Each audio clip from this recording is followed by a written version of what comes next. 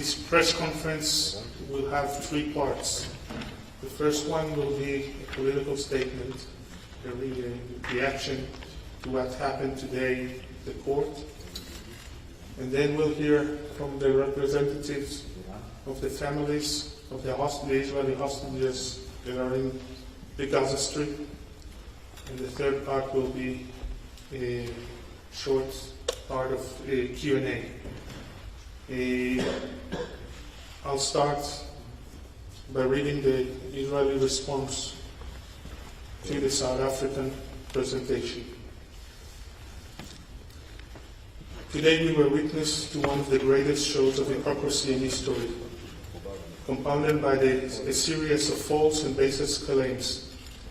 South Africa, which is functioning as the legal arm of the Hamas terror organization, utterly distorted the reality in Gaza following the October 7 massacre, and completely ignored the fact that Hamas terrorists infiltrated Israel, murdered, executed, massacred, raped, and abducted Israeli citizens, simply because they were Israelis, in an attempt to carry out genocide. South Africa seeks to allow Hamas to return to commit the war crimes, crimes against humanity, and the sexual crimes that they committed repeatedly on October 7, as Hamas leaders have stated. Hamas representatives in the court, the South African lawyers, are also ignoring the fact that Hamas uses civilian population in Gaza as human shields and operating from within hospitals, schools, UN shelters, mosques, and churches, with the intention of endangering the lives of residents in the Gaza Strip. 136 hostages are still held in Hamas captivity, denied access to the Red Cross representatives and medical care. The State of Israel will continue to protect its citizens in accordance with the international law, while distinguishing between Hamas terrorists and the civilian population, and will do anything in its power to release all hostages and eliminate Hamas terrorist organization, a racist and anti-Semitic terrorist organization that calls on the destruction of the State of Israel and the murder of Jews. This concludes the Israeli statement, and now I invite Michael Or to tell his story.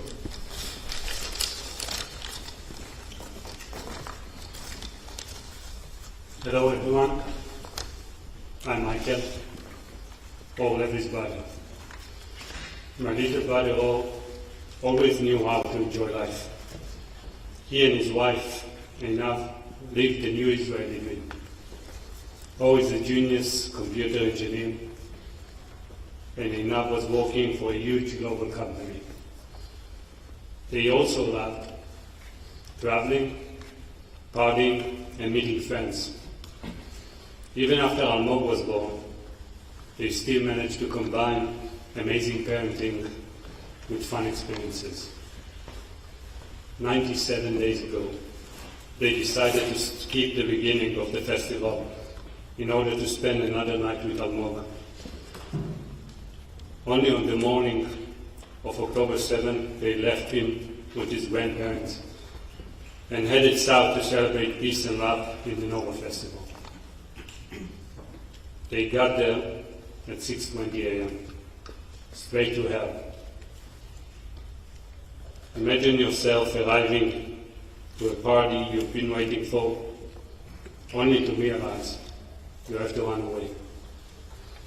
Oren and Einav turned around and headed back, but the missiles kept flying over their heads and they had to run into a bomb shelter. For a second, they thought they were safe. From inside, Or called my mother. His last sentence was, "Mom, you don't want to know what's going on here." That was the last thing we heard from him. 10 minutes after that call, the monsters came to this shelter, and the safe place became a death trap.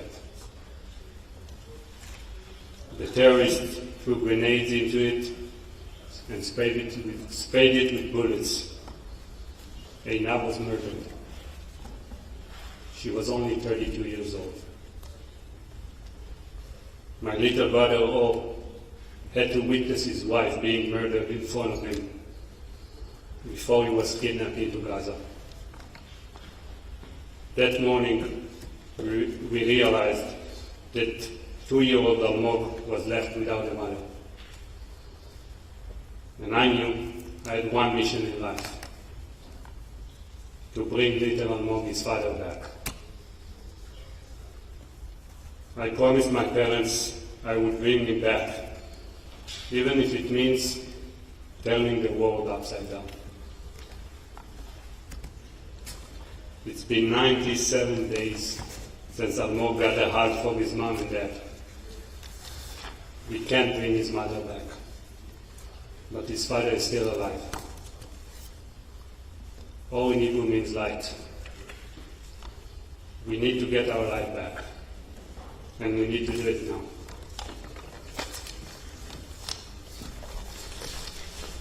Thank you, Michael. We'll move on to Yuval Lanson. Hello, I'm Yuval, Alex Danzig's son, and Itzik Elgarat nephew. They are both kidnapped from Kibbutz Nir Oz on the 7th of October, along with 1/4 of their community that were kidnapped or killed, more than 70 killed and more than 70 kidnapped. My father is 75. He have a heart disease and a kidney disease. He need to get medication on a daily basis. We know that he didn't get his medication for 60 days because now it's more than 1 month we don't know nothing about him. We don't know if he's still alive. We don't know what his mental situation. My uncle got shot while he was kidnapped. He shot on the phone, it's the end. And we don't know nothing about him. And I'm here in Hague and I'm asking myself, why we need to protect this situation of kidnaps here? And in the Kibbutz Nir Oz, many of the war crimes committed there, rapes, killings, and even kidnaps was civilians. Civilians are now in the humanitarian corridor, many of them. My father and my uncle didn't get any humanitarian corridor. Anything. We didn't even know if they're alive. They didn't get the Red Cross, and nobody visited them. So, for them and for all the others, every day can be the last day. My father can't live anymore in captivity. I know that every day and every hour can be his last. So I call in all the world and all the people that are human to release them first. That's the most important thing for now. Thank you. Thank you, Yuval. Colonel Alina Borowinsky. Hello, I'm Alina. I live in Netherlands and we have a family in Israel. Yogev Buchstab and his wife Ramon has been kidnapped on 7th of October. It's a beautiful family, couple who lives in Kibbutz Nirim. Very peaceful people, musicians who care about everyone, has passionate to every human and animals. They rescued animals and kept them in their house. They also helped people from Gaza, volunteered to take them to take them from the Gaza Strip after they passed the border to the hospitals, sick people. So it just shows how passionate they have been to everyone. On the 7th of October, they were just brutally kidnapped from their houses, barefoot, in pajamas, taken to the Gaza Strip. But their love is so strong that they were hugged so strongly with each other that terrorists tried but could not separate them. They were taken to the pickup together, and they stayed in the captivity all the time together until Rimon was released. She was released on 28th of November. Actually, she did not want to go without Yagev, but Hamas said that whether you will go nicely or we will just drive you. So she has no choice. When she back home, she's a quite young woman, 36 years old, Yagev is 34. She lost 20 pounds after 50 days. So you can imagine what happened with people now after almost 100 days. She hugged her mom and her dog, but directly after it she took the picture of Yagev, kissed it, and put it on the wall, and she said it's not possible to continue the life without Yagev. And she's still recovering. She can't see herself to continue normal life without Yagev is back. And Yagev's family does not have day-to-day routine. They cannot sleep, they cannot eat. It's like nightmare every day until Yagev is back. We need Yagev back and all other hostages. Thank you. Thank you. Thank you very much. I call on Moshe Weinberg.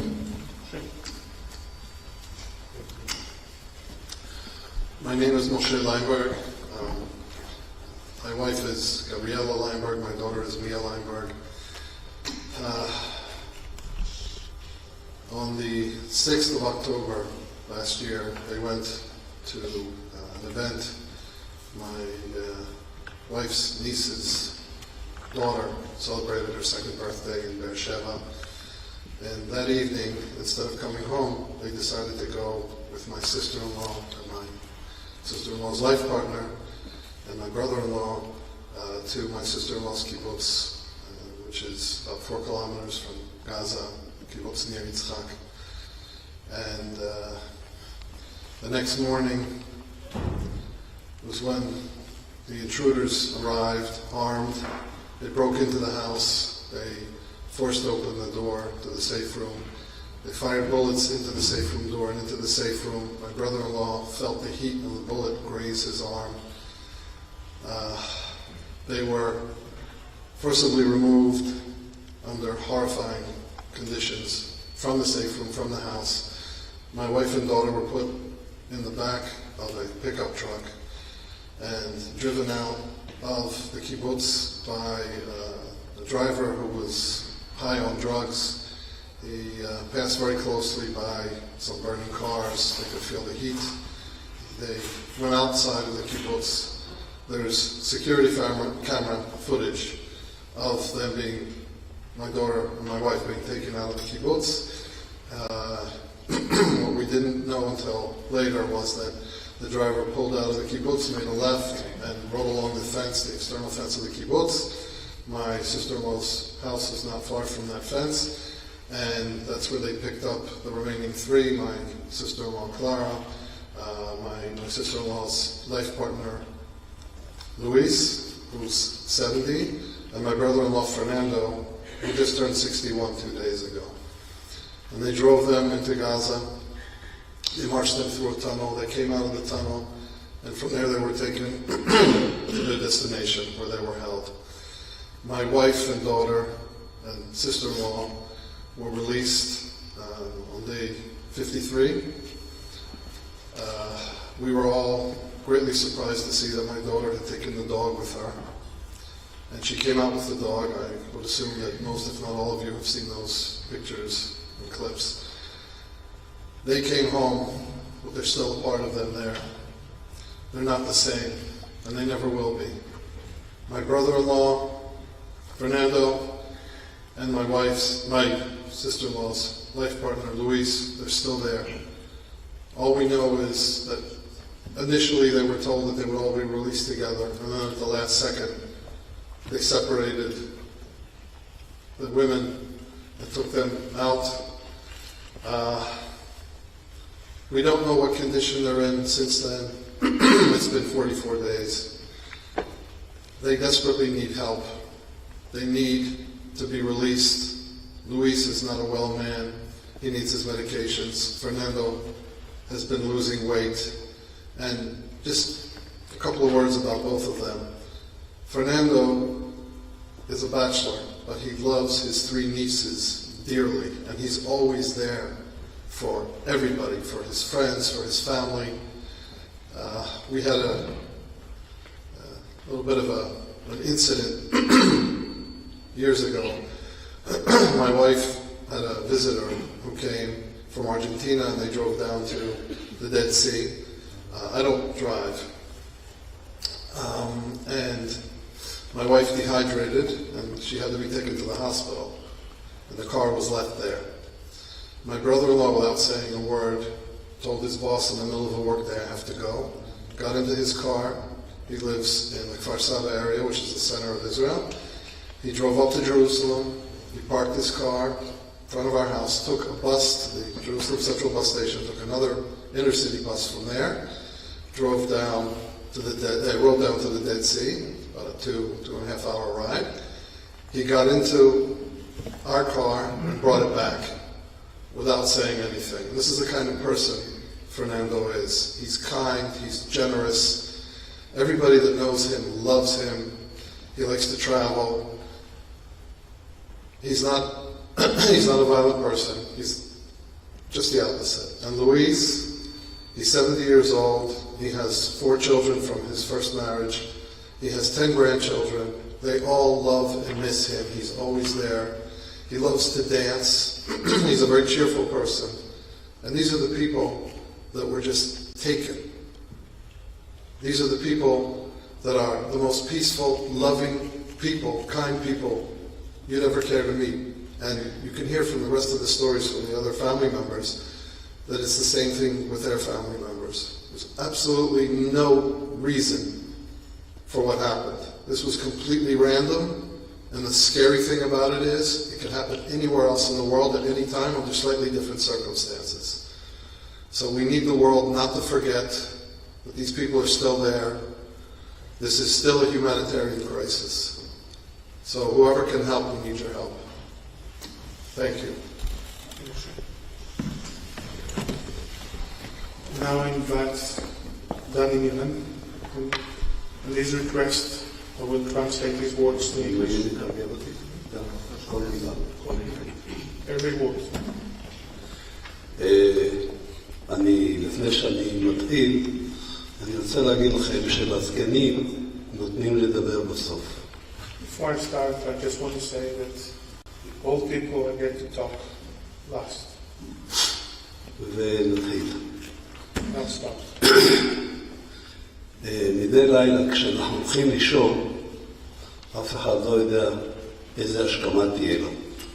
Every night when we go to sleep, no one knows how will we waking up. זה מה שהיה לי ב7 באוקטובר בבוקר. That's what happened to me on October 7th morning.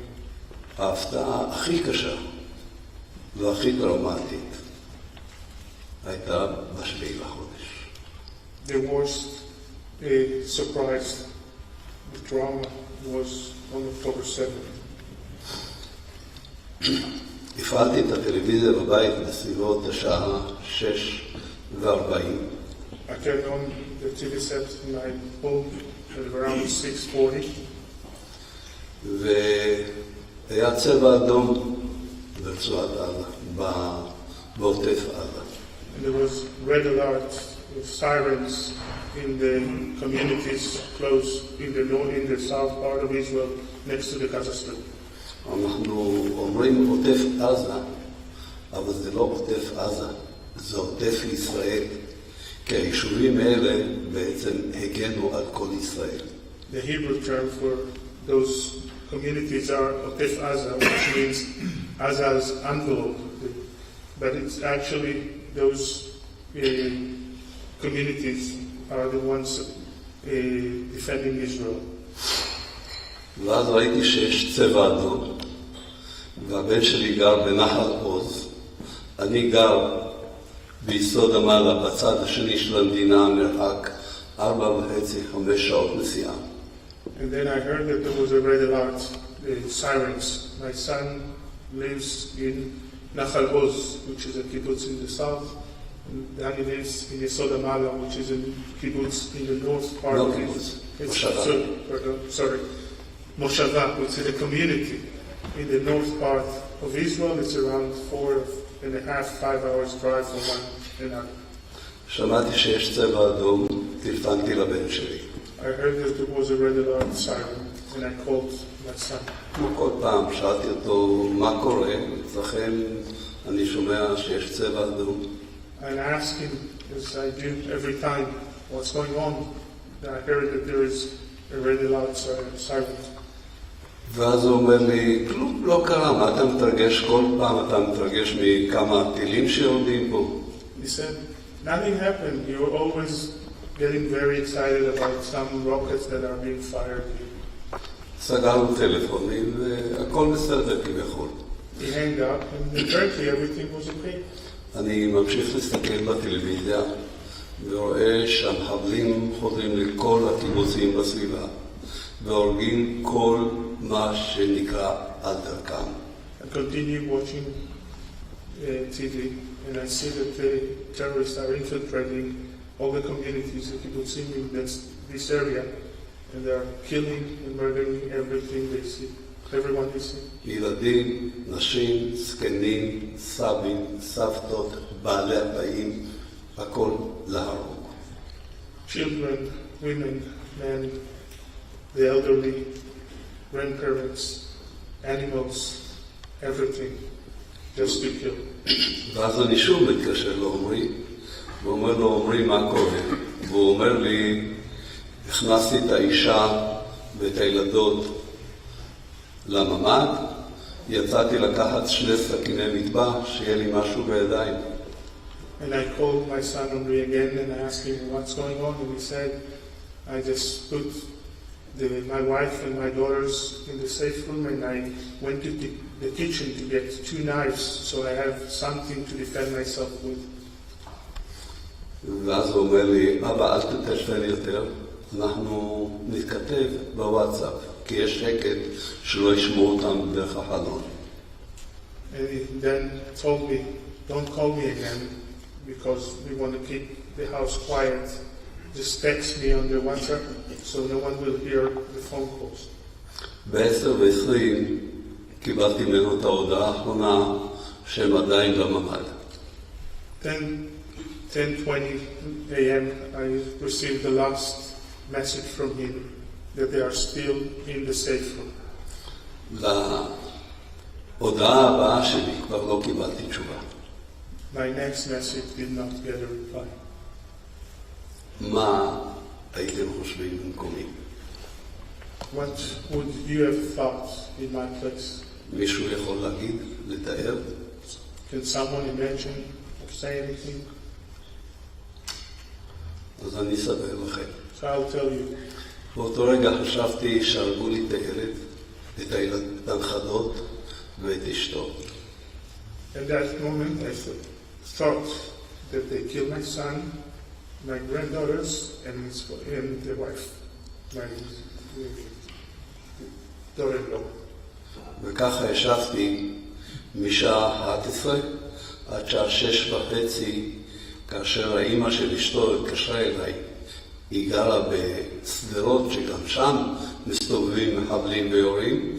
היא התקשרה והודיעה לי שעומרי נחטף ולישי והבנות בסדר.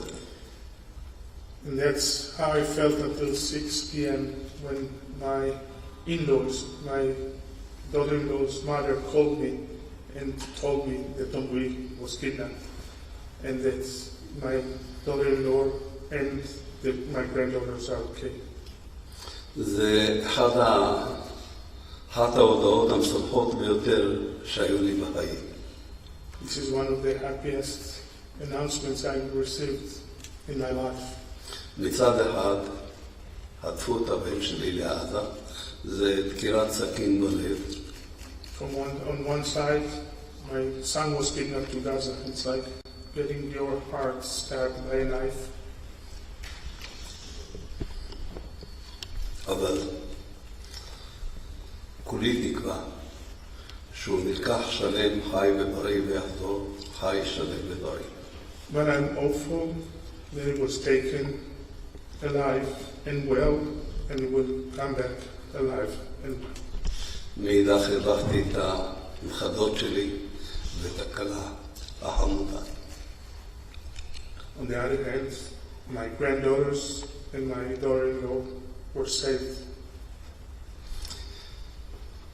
וכל הזמן חשבתי, פינו אותה, אבל איך היא תתמודד בטראומה שהיא עברה. חטפו את בעלה לנגד עיניה, וללכת עם שתי ילדות, אחת בת 6 חודשים, והשנייה בת 2 וחודשיים. I always thought that they were evacuated and my daughter-in-law, how would she cope after she saw her husband being kidnapped and she's with 2 daughters. One of them is 6 months old and the other one is 2 years old.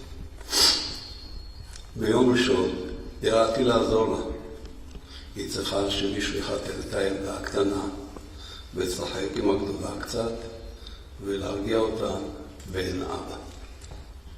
On Sunday I went to the south to help them and she needed someone to help change the diaper of the baby and play with a toddler when their father is away. ההורים שלה הצליחו לברוח ביום שלישי משדרות. Her parents escaped the city of Sderot on Tuesday. אבל ביום שני ישבתי איתה ואמרתי לה שהקטע הזה בין החטיפה לרגע זה אני לא יודע מה קרה. שהיא תשלים לי את התמונה פשוט. And then I told her, I really don't know what happened since that he was kidnapped till this moment, if she can tell me what happened. ואז היא מספרת לי שבסביבות שעה 11 הגיעו 5 מחבלים עם ילד בן 17 שחטפו אותו מההורים שלו, תומר, ותומר אמר לו, עומרי, אני מבקש שתפתח את הדלת, אם לא, הם הורגים אותי. And she told me that around 11 o'clock, 5 terrorists arrived at their home with a 17-year-old boy, teenager, that was kidnapped as well, Tomer. And this 17-year-old teenager told Omri, I'm asking you to open the door because if you don't, they will kill me. עומרי פתח את הדלת ולקחו את כל המשפחה שלו אל השכן צחי. Omri opened the door and the entire family was taken to the next door neighbor, Tzachi. מה שאשתו והילדות שלו ראו שם, את הילדה בת ה-18 של צחי, ירויה שוכבת על הרצפה ומדממת. What my daughter-in-law and the kids saw there in the next door neighbor is their 18-year-old daughter that was shot and she was bleeding on the floor. הושיבו את שתי המשפחות על הרצפה. They ordered both families to sit on the floor. הגברים היו עם טריקו ותחתונים יחפים. The men were with t-shirts and underwear, barefoot.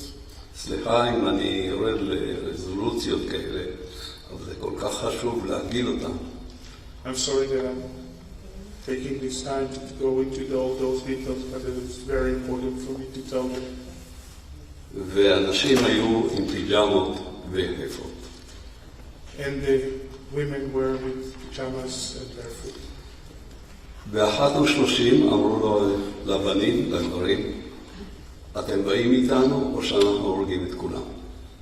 At 1:30 they told the men, you're either coming with us or we are killing all of you. הגברים קמו ללכת איתם, The men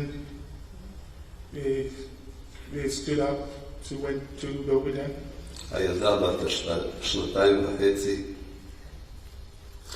רצה אחרי אבא שלה וצעקה, אבא, אבא, אבא שלי, אבא שלי. And the 2.5-year-old granddaughter ran after her father and screamed, Father, Father, my father, my father. האמא שלה הזיקה אותה ואמרה לה, עמרי, אני אוהבת אותך, אל תהיה גיבור, שמור על עצמך. Her mother held her and told Omri, don't be a hero, take care of yourselves. ומאז אנחנו לא יודעים מה קרה עם עמרי.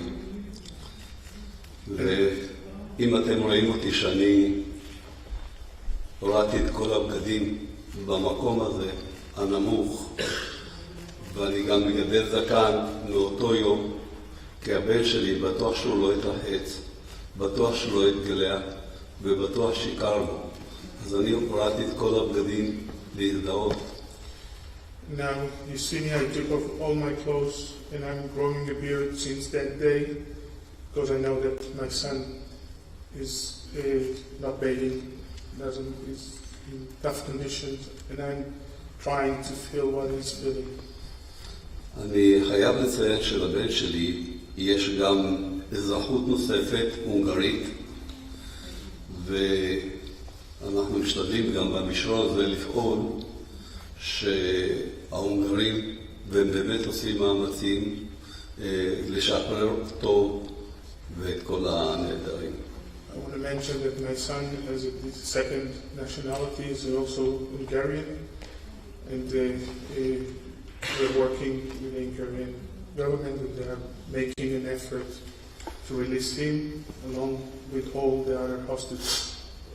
ואם אני עומד במעמד כזה, שבאמת יש כל כך הרבה עיתונאים שאני יכול להגיד, ושוב, אני תמיד שואל שאלות את עצמי, אבל אני אגיד אותם בקול רם. And in this situation where there are so many journalists, and I always ask myself questions, but I'll ask them out loud. האם מישהו, מדינה מסוימת, ממשלה מסוימת, הייתה שותקת, עוברת לסדר היום, אחרי הפגזות כאלה במשך שנים ללא הפסקה? Would anyone, any country in the world would have done nothing and continue with its lives after those bombing for years and years non-stop? ואם אנחנו כבר מדברים, בטוח שלרבים מכם יש כלבים, חתולים, אולי תוכים, ציפורים. כאשר חתולה ממליטה או כלבה או זאבה ביער, מישהו יכול להתקרב לגורים שלה? I'm sure that many of you have animals, dogs, cats, parrots, birds. When a cat or a wolf in the woods give parrots to its babies, can anyone get close to our puppies or the kittens? ופה לקחו את הגור שלי. They took my puppy. והדבר דומה בעיניי, בכל אופן שאני מתעסק יותר עם החי, הצומח, לזאבה שהמליטה ביער, נמרה שהמליטה ביער. And it's similar, since I work with animals and plants, this reminds me of a leopard that gave birth in the woods. ומגיע זאב לחטוף את אחד מגוריה. And a wolf comes trying to split one of their cities. אז הנמרה מתנפלת על הזאב ומרסקת אותו. The leopard will jump on the wolf and crush it. ואז כל חיות ההר באות להגיד לנמרה מה עשית. And the result is the rest of the animals in this woods will come with complaints to the leopard and ask, what have you done? וזה מה שקורה לנו היום. And that's what happened to us today. לקחו את הגורים שלנו They took us ואנחנו from our נאבקים על הגורים שלנו. and we are fighting for the lives of our puppies. עוד משהו, הייתם צריכים לשאול אותי שאלה. There's another thing, you should have asked me a question. יושבים פה הרבה אנשים חכמים. Many smart people here. הרי אמרתי בתחילת דבריי שראיתי שהחמאסניקים הורגים כל דבר שבא דרכם.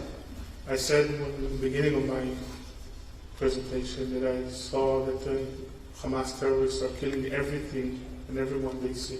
אני אשאל במקומכם, I'll ask it for you. למה לא הרגו את כלתי ואת הילדים שלה? Why didn't they kill my daughter-in-law and her kids? למישהו יש תשובה? Does anyone have an answer for that? מוחמד, אולי לך? שפט מוחמד. אולי הוא יודע? Maybe you know? לא. אז אני אגיד לכם. So I'll tell you. באמנה של חמאס כתוב, סעיף אחד, להרוג כל יהודי באשר הוא יהודי. ילד, אישה, זקנה, זקן, בעלי חיים, להרוג כל דבר ולשרוף כל דבר. In Hamas Convention, the first article states that you have to kill every Jew, whether it's a child, a man, a woman, a woman, a baby, anything, burn and kill anyone. אבל בקוראן שאני מכבד אותו ומוקר אותו, But in the Quran, which I know and respect, הנביא ציווה, the הנביא מוחמד Prophet Muhammad ordered, ציווה, כי תצא למלחמה, when you go to a war, לא תגדע עץ, you wouldn't cut down a tree, לא תהרוג אישה, you wouldn't kill a woman, לא תהרוג ילד קטן, you wouldn't kill a baby, לא נער, not a teenager, לא זקנה, not an elderly, לא זקן not an elderly woman, ולא חולה. ואם תרצו, אני יכול לקרוא את זה מהקוראן, יש לי את זה בכיס. If אני you יכול want לקרוא את זה to read בערבית. it to you from the Quran itself, I have it practically. תבדקו אותי ותראו שאכן כך. הקוראן הוא רחום, וזו לא דרכה של האסלאם, זה דרכו של חמאס, של דאעש, שרק כל דבר, ערף ראשים, ואנחנו שכחנו מזה. עם זה אנחנו מתמודדים עכשיו. This is not the way of Islam. This is the way of Hamas, of ISIS. The ISIS that chopped off heads of people that were alive. This is what we are facing today. אני גר בגליל, I live in the Galilee. ובגליל יש הרבה יישובים ערבים, There are many Arab communities in the Galilee. והמון שנים עבדתי עם ערבים בשותפות, גידלנו דברים בשותפות, היינו בהרמוניה. And for many years I worked with my Arab neighbors. We worked together. We lived in harmony. ואת זה אני שואב מבית אבא שלי, סבא שלי. And now this is part of the tradition for my fathers and my grandfathers home. הסבא שלי בעיראק גידל תמרים בשותפות עם ערבים. My grandfather in Iraq grew dates with an Arab partner. כאשר עזבנו את העיירה שלנו, הערבים בכו. When we left our city, מהפרידה. our Arab neighbors cried for us leaving.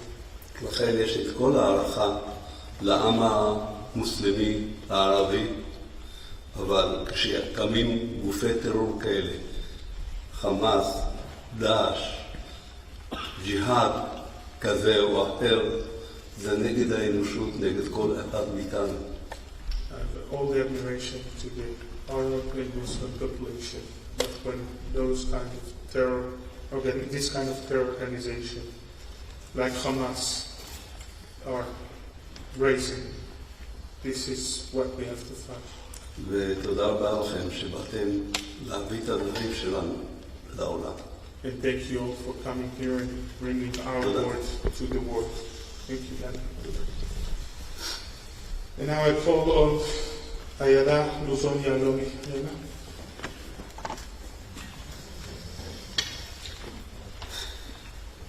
I'm Ayala Yalomi Luzon, and I'm lots of things.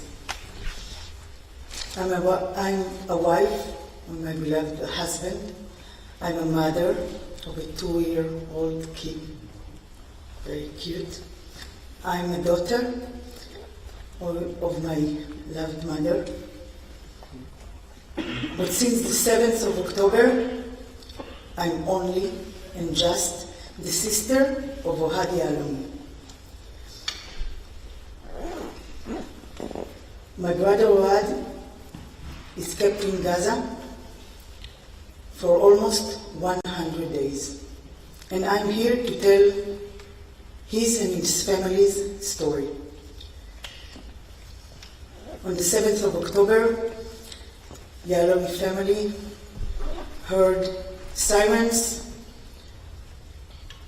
and lots of missiles going up to their house on Kibbutz Miroz. Unfortunately, they are used to get into the safe room at that time. They got into the safe room, and for a few hours they understood that something else is happening. In the meantime, they started to hear Arabic outside, calling Allah Akbar at Bachil El Yahud. At that time, my brother decided to go outside of the safe room and to protect his family from the outside. He was so afraid for them. In the meantime, 4 terrorists broke into his house and shot him on the limbs. After they shot him, they opened the safe room and get inside and saw there his wife, Batsheva, and their 3 children. For a few minutes, they were talking, and Batsheva asked Ohad from the outside what they want. He said that they want to take them to Gaza. The 4 terrorists took Batsheva, Eitan, which is 12 years old, Yael, which is 10 years old, and a baby, only 1 year and 8 months old, outside of the safe room, while they are putting the guns on them to come with them to Gaza. When the family go outside, they saw Ohad on the floor, bleeding, very painful. It was very, very painful, but he was unconscious. And he got the chance to tell them that he loves them, and please do whatever they told you to do. Go with them to Gaza. That was the last eye contact that Ohad had with his family. At that time, Batsheva with her 2 daughters, the terrorists took Batsheva and the 2 daughters on 1 motorcycle, and Eitan, the 12 years old boy, on another one. They started driving in Kibbutz Nir Oz for a very long minutes. They saw lots of bodies. They saw houses are burning. They saw catastrophe. Kibbutz Nir Oz is only 2 kilometers from Gaza Strip. They drove really fast. 200 meters from the strip, there were coming 2 tanks of the IDF that actually made the motorcycle of Batsheva and her 2 daughters to fall down. That was the time that Batsheva saw for the last time on this period her son. Her son got into Gaza Strip on a motorcycle. Around him, terrorists. And she saw a window of opportunities to escape with the 2 small girls. That was her choice. She had to make a choice. And she managed to escape with a pajama, with no shoes. 3.5 hours she ran in the fields back to Nir Oz with a baby on her hands and 10 years old daughter next tied to her. After 3.5 hours she got to the main road of the kibbutz. At that time, fortunately, the first bus of soldiers came, and they took her on the bus to a safe place. At that time, she's calling me. After I didn't get any sign of my family, of my brother's family, I got the sign. Batsheva called me and told me what happened. That Eitan was kidnapped and Ohad is injured and maybe worse than that.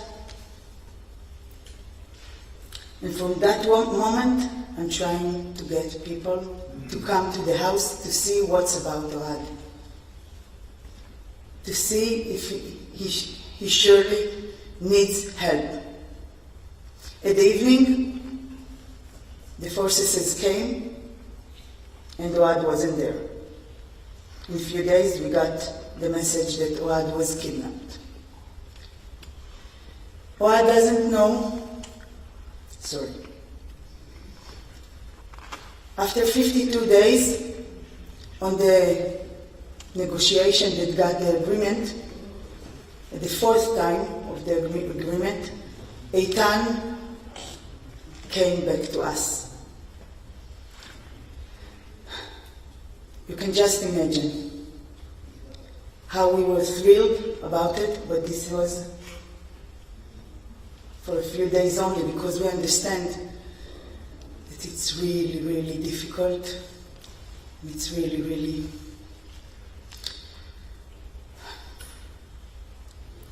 we're waiting for Ohad to come back.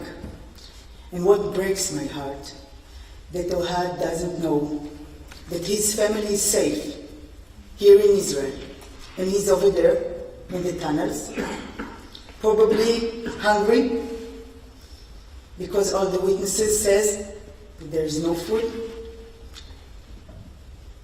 They're coming back also lose weight, so probably my brother also. He's cold because he was with a boxer and a short shirt. And I don't know what else. I just know that I want to get back to my other life. I want to get to be so many things except being the young sister of Ohad. and this will be in just one way. Just bring him and all the hostages back home now. And my wish is actually to get to the 8th of October, because this is a very long day. Thank you. Thank you.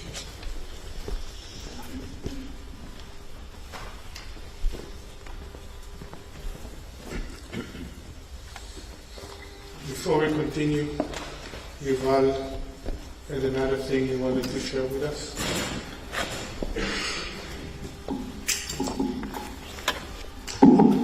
I have something else to add. Today, South Africa accused Israel of a genocide. Now I want to show you how genocide look like. Okay? This is my sister's, little sister's house.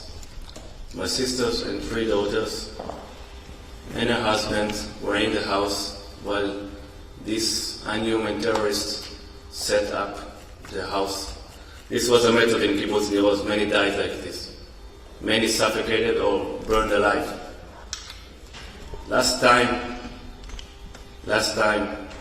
we were burned alive, it was because we are Jews in Europe.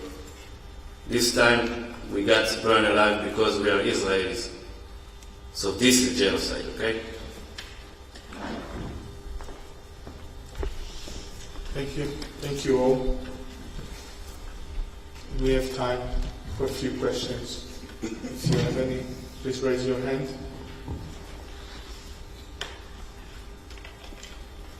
Yes, go ahead. We have the microphone right here. Thank you very much, and thank you for speaking to us and coming here. And I can't imagine the courage it takes and the composure to be able to speak to us. And we can't imagine what you're going through. Yuval spoke very eloquently about what South Africa is doing today. Can I ask any of the others how you feel seeing your own government in the World Court being charged with genocide over what's happening in Gaza?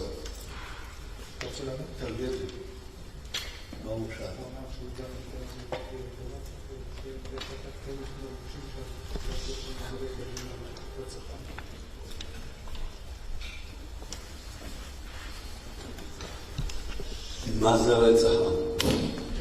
What's a genocide? אני סיפרתי לכם על הנמרה והזאב. I told you about the leopard and the wolf. ואנחנו די חלקים במזרח התיכון. אנחנו נחשבים מעצמה גדולה. ויש לנו את הכוח לעמוד בכל התלאות, ומגיע ארגון קיקיוני של 30,000 חיילים להילחם בצבא אדיר כזה. מה רציתם שנעשה לו? נגיד לו, כנס? כמה פעמים הם יכולים להטריד אותנו בהפגזות, בהפצצות, בשריפת שדות שלנו, יערות, עצים שאנחנו נוטעים על מנת להוריק את העולם, לפזר חמצן קצת יותר בעולם, והם שורפים. אני אשאל עוד כמה דברים. So I'll try to translate what it says. Israel is a power in the Middle East. We have a strong army and we can defend ourselves. There comes a terror organization, small one, 30,000 terrorists, and try to attack us. What do you think we would do? Just tell him, come in, kill us, continue to bomb us, to burn our fields and our forests. And I'll ask a few more questions. להזכיר לכם, I want to remind you, את המדינה שלנו אנחנו הקמנו על האפר של השואה לפני 75 שנה. we have established our country, the ashes of the Holocaust 75 years ago. והקמנו מדינה לתפארת של כל העמים. And we have established a country, the state that is the proud of all nations. אתם יודעים מה קורה אצל השכנים שלנו? You know what happens with our neighbors. בעזה הם הקימו מדינה מתחת לקרקע. In Gaza, they created a state underground. של מנהרות, Tunnels, תחמושת, נשק, ammunition, arms, במקום להשקיע בעם שלהם. instead of investing in their own. כל התרומות שהם קיבלו מכל העולם הושקע מתחת לקרקע, לא מעל הקרקע. All the donation that they received from around the world was invested in the underground and not over. מה שהם עשו לעם שלהם זה הרג עם והרס עם. What they have done to their own people is genocide and the destruction of their own people. ישראל היום מונה 10 מיליון תושבים. In Israel today there are about 10 million inhabitants. 2 מיליון מוסלמים 2 million, שחיים באושר ובאושר בישראל. 2 million of them are Muslims that live. אין אחד מהם שמוכן לחיות במדינה מוסלמית אחרת. גם אם נשלם לכל אחד למכור את הבית, ניתן לו 10 מיליון דולר, הוא לא עוזב את ישראל, כי טוב לו בישראל. None of them want to live in an Arab or Muslim country. Even if we'll offer them millions of dollars, they won't live to another country. זה They נקרא, want to live in Israel. זה נקרא ג'נוסייד. Is this what we call a genocide? יתרה מכך, אמרתי שאנחנו 8 מיליון יהודים. Moreover, I just said that there are about 8 million Jews. אתם יודעים כמה פרסי נובל המדינה הזאת הביאה לעולם לכל אחד מכם? Know how many Nobel Prizes Israel received? מישהו מכם עבר צנתור?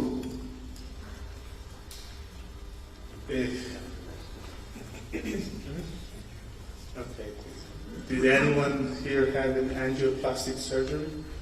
יש כאלה פה? Anyone? אם אתם לא, אני כן. I did. והסטנט שיש לי פה, ולכל מנותחי הלב בעולם, זה המצאה ישראלית. This operation based on an Israeli invasion. כולכם נוהגים, משתמשים בווייז, המצאה ישראלית. All of you, when you drive and you use the Waze or GPS, this is an Israeli innovation. לכל אחד מכם יש דיסק-און-קי, המצאה ישראלית. And drive with this key is an Israeli innovation. היום אתם אוכלים עגבניות שרי, המצאה ישראלית. Even the cherry tomato is an Israeli innovation. כל העולם הנשל מבחינה חקלאית על מנת לצמצם את המים משתמש בטפטפות, המצאה ישראלית. The entire third world that's in order to use less water is using drip irrigation, which is also an Israeli invention. אני הגעתי פליט בן 5.5 במדינת ישראל. I arrived in Israel as a refugee at the age of 5 years old. מדינת ישראל, זאת אומרת, אני הגעתי פליט בעצם, I was actually a כמו הרבה refugee, אחרים. like many other Israelis. וכולם קיבלו חינוך, And all of them received נבנו education, בתים, נבנו בתי ספר, אוניברסיטאות, schools, universities. כל המעבדות, מכון ויצמן שתורם לכל העולם. מה קורה בארצות ערב? שאלתם את עצמכם פעם? What's the reality in the Arab world? Did you ever stop and And- ask yourself? תבדקו אותי.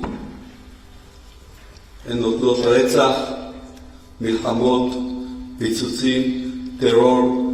זה מה שיש במדינות האלה. מה אתם רוצים איתנו עכשיו? You see murder, violence, terrorism.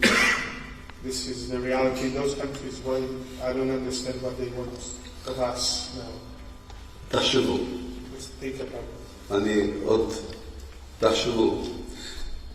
תנסו ואתם... סליחה. מסקרים את כל האירועים בעולם. When you look at every anything that happened around the world. תגידו לי אירוע אחד, אחרי שבאנגליה נגמרו פיצוצים עם הסקוטים והזהו, שזה לא מוסלמים, שזה לא ערבים, שזה לא טרוריסטים. Can you show me one place around the world that terrorism is not related to Muslims? העולם צריך לקום ולהיאבק בטרוריזם הזה. אנחנו עושים את העבודה במקום העולם. תודה רבה. The world should fight this kind of terrorism, and we are doing this job for the world. Any other question? Well, I have one question for you, if I may. Sure. Yes. Yeah, because tomorrow, of course, is the legal proceedings will recommence, and it's Israel's turn. Why did you go in the first place if you say that it's baseless and shameful, the accusations made by South Africa? First of all, because we have to defend ourselves. We consider the ICJ with great respect. We are confident that the ICJ will decide, see the real reality that's going on. And I think that I may add, after we heard all of the family members of the hostages, after more than 3 hours that we sat today in the court, hearing those false accusations, and sometimes even lies, there was not even one word said about their family members. Not even one. They talked in a brief sentence about the October 7 massacre. They carried on to talk about Israel. They talked about the suffering in Gaza. And they never stopped to mention, even in one word, that there are 136 Israelis that are still held captive in Gaza by terrorists. This is a humanitarian catastrophe, almost 100 days. This is a war crime, a crime against humanity. And it should be mentioned. This is when we say that South Africa is becoming the legal arm of the terror organization Hamas. This is exactly for that. They are representing a terror organization and asking for this court to give the terror organization exactly what they want, a ceasefire. Now, without the release of the hostages, without returning the family members of the people who are standing with me here. Because when you ask for a ceasefire, you are taking us all back to October 6th. October 6th was a ceasefire. It was a peaceful day in the south of Israel. We had no idea what we were expected to see the next day. If we call on a ceasefire today, we will continue to live on October 6th until the next October 7th. Because Hamas leadership has stated publicly that their goal is to repeat the October 7 massacre over and over and over again.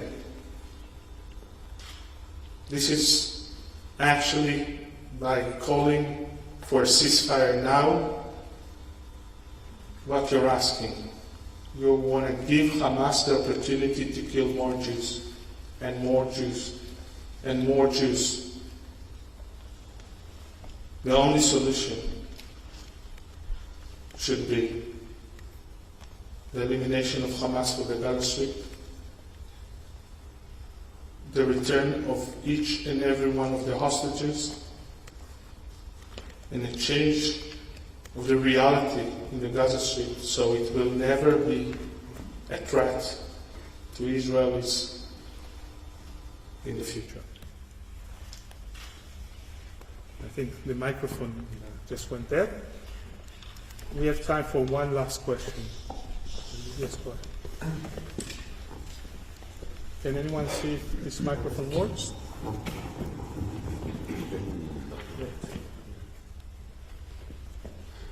Thank you. You just brought up the issue also of a ceasefire. Now, some of the relatives also of the people who have been taken hostage were actually in favor of a ceasefire because it might be helpful for the release of the hostages. Could I ask the relatives of the hostages what they think of this ceasefire? Would it not be helpful also to have one? Michael. We're in favor of everything that can bring them back.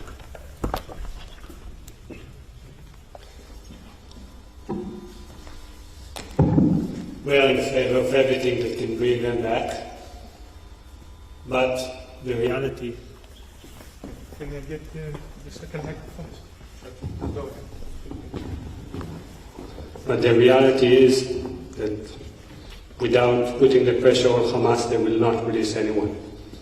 So we ask the world, the media, and everyone in the world to put more pressure on Hamas and Qatar and help to release our loved ones. And then we all can live in peace, and maybe we'll all have a better future. Thank you, Michael. And I want to thank again the family members. I know it's hard for you to tell your story again and again. And I think everyone here joined me in the prayer that we all be together with your family members as soon as possible. Thank you all for coming, and good night.